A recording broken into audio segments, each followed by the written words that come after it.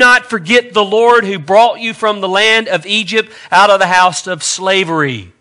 You shall fear only the Lord your God, and you shall worship Him and swear by His name.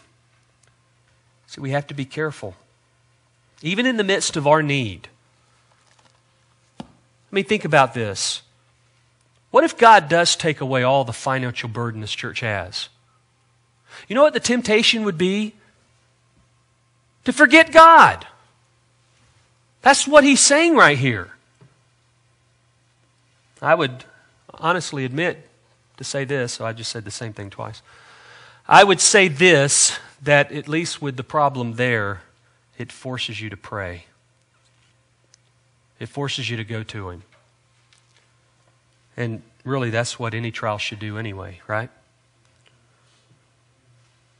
Seeking one's own glory, praising yourself, forgetting God and His grace. They're all good reasons for dealing with the sin of pride in your life. But probably the greatest definition of pride is simply this. Look at Proverbs 21 and verse 4. Proverbs 21:4. It says, a haughty look, a proud heart, and the plowing of the wicked are sin. Just simple enough. Pride's sin. This is really what kept those Jews from committing their life to Jesus, from believing that He was the I Am. When they said they believed, it was only verbal assent. It wasn't a surrender of life, wasn't a commitment of life.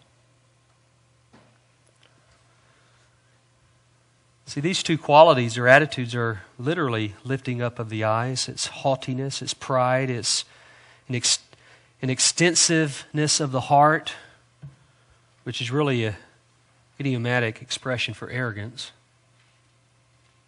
John Gill says, the man that looks above others and with disdain upon them shows that pride reigns in him and swells his mind with a vain opinion of himself.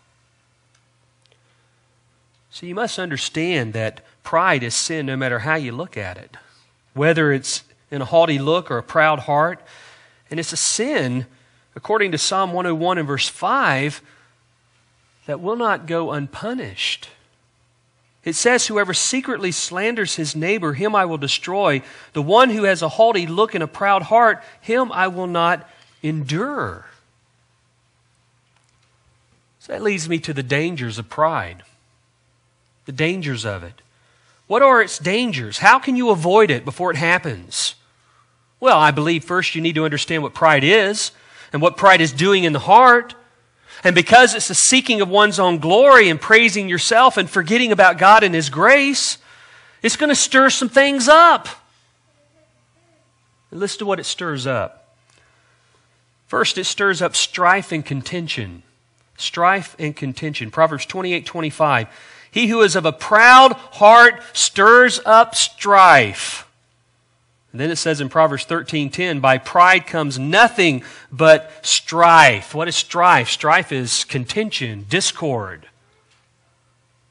John Gill again says, the one with a proud heart could refer to one with a large heart, or has an enlarged one, not with useful knowledge and understanding as Solomon had, nor heart enlarged with love and affection to the souls of men as the Apostle Paul had, but either has a covetous one who enlarges its desire as hell, is never satisfied with what he has, and is so continually contending with his neighbors, engaging in lawsuits for their property, or unwilling to pay his lawful debts, or of a proud spirit and despises all around him and cannot bear opposition and contradiction, and is of a wrathful and revengeful spirit, and always at variance with his neighbors and quarreling with him. See, if you're stirring up strife, you need to recognize it's actually coming from the pride that's in your heart. And that's sin. You know, it's interesting this morning. I was really struggling this morning, I'll be honest with you. I'm out there I'm thinking, the night before they were talking about snow. And there was nothing. The windshields didn't have ice on them. I go out this morning, there's ice everywhere. I look at the roof of my house, it looked like snow. It was white. And I'm out there trying to get it off the windshield. the car, and I'm trying to straighten up the car because I want to set a good impression on Snyder because he was riding with us, and want him to really see how slobbyish we really can be. The kids, they mess up the car too. And they're responsible for the back where you were. And I'm out there doing that, and it's not an easy thing to do with a tie on. Something around your neck. And sometimes, we have a radio program that's on at 8:30, and sometimes I'll turn it on just to make sure they're playing it, or playing the right one. And I happen to turn it on, and the passage that it was covering this morning was from James chapter 1, verses 13 to 17, called Whose Fault is Our Temptation? Now, I just had a little meltdown out there, okay? Nobody saw it but me. Maybe my neighbor was looking through the window going, he's having a meltdown.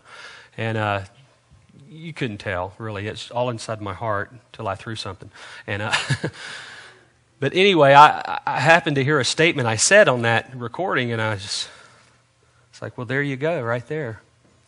Right out of my own mouth was I condemned for what I was doing.